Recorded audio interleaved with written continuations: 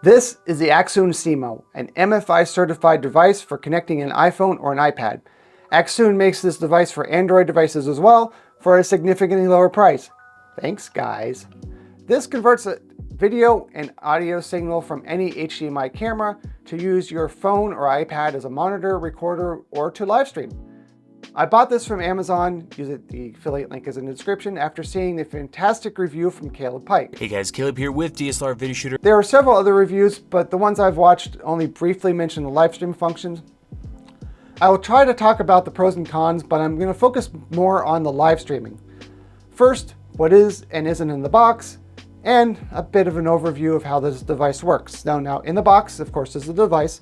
This separates into two parts, so it can be used with the optional iPad adapter, a USB-C to USB-C cable, USB-C to Lightning, a cold shoe mount, a Allen wrench to tighten the mount, and some literature. And of course, you also have to download the app to use the device with your phone. Not included is the HDMI cable, not seen here because I'm actually using it for my monitor, or a battery, and of course the phone.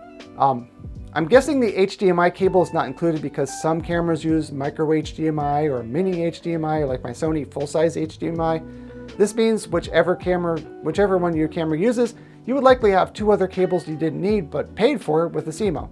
I'm okay with that. This uses the Sony NPF style battery. Yes, this is much larger than I need, but I didn't want to buy a smaller battery until I decided if I want to keep this, which I'm not. I do need to review this battery at some point.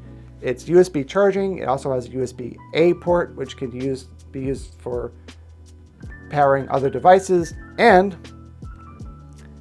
it has a backlit display. It's actually a pretty amazing battery. So once the HDMI is connected, the USB-C to Lightning cable is connected, or USB-C to USB-C if you're using an iPad. The device is powered on and the app is running. You are ready to view your camera's HDMI out to record or stream. So enough overview, now to the live streaming. I bought this device because it can live stream from my Sony. I often live stream in the field at theme parks with my phone. Sometimes I go back and shoot video with my Sony of the same thing I just shot. Or I can download the stream, but at a significantly lower resolution.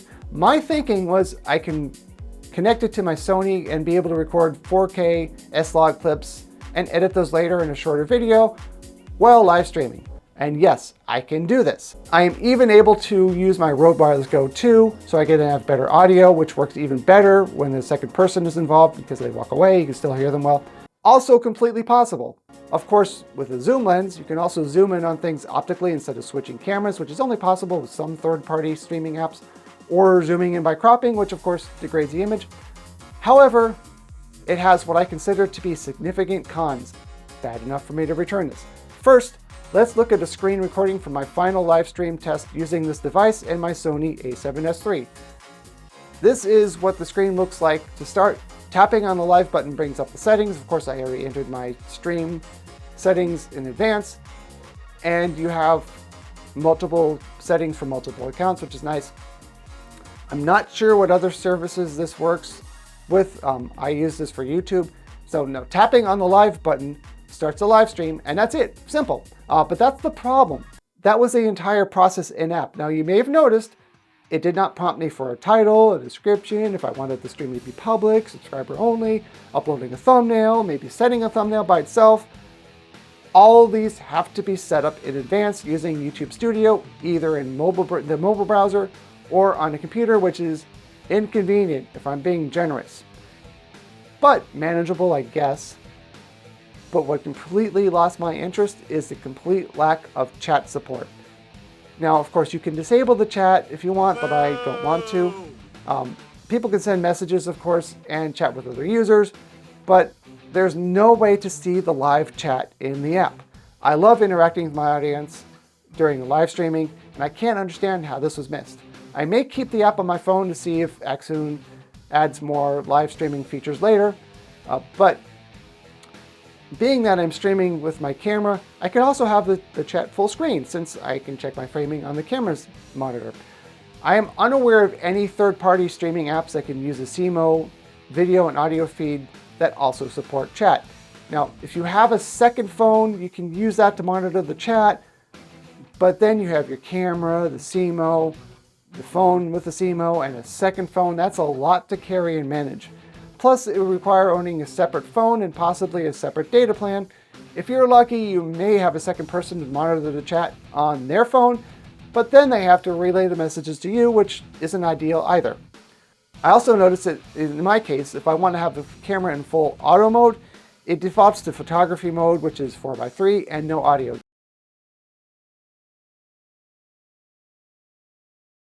This is a problem with me 2 different times when I was testing this device. I saw a video in the feed on the app, but I forgot it doesn't work for streaming, so I was streaming with no audio. It also isn't as stable as my phone on a gimbal, in my opinion. Now, these are specific issues to my camera and my configuration, and some of them can be worked around, but it still makes the device a lot less usable for me personally. Now, if you don't mind the lack of chat support and having to set up the stream completely in advance, this might work for you. Now to what is likely the main function of this product, which is using the SeeMo as a monitor. This app has a large number of assist features, which is nice. But another con, in my opinion, is when you have your phone or iPad connected to the SeeMo, it does not charge your device.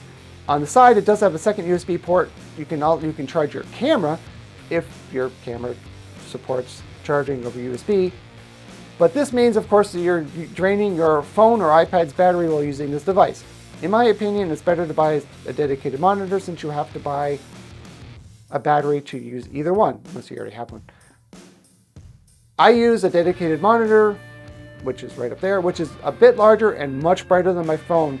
My phone dims anytime I'm outside and it's kind of warm, making the screen nearly impossible to see. So I'm going to quickly go over the assist features. For this, I'm going to show a screen recording directly from the app. So again, I'm going to go over the various assist features. You can put this in black and white. Again, Caleb Pike has a better overview of this part, but like I said, a lot of people kind of glossed over the live streaming. So you can change, you can see the waveform, vector scope. This is for peaking. Here's a look at some of the settings for the various assist features. This is very nice. Focus, you can change the color of the peaking level. Look, which is actually a LUT. I haven't tried installing a LUT on here just because I just haven't gotten to that part.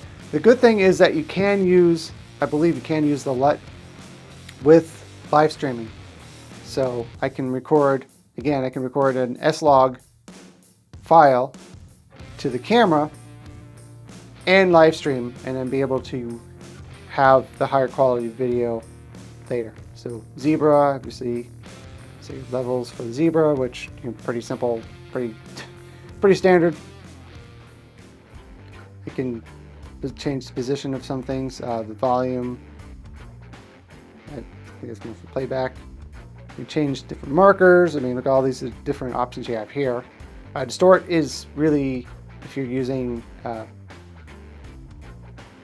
anamorphic lens. You can change the grids, the brightness, sharpness of the display, and some more options for the overlay. Here are the squeeze. Now, obviously, I'm not using an anamorphic lens, so it looks strange.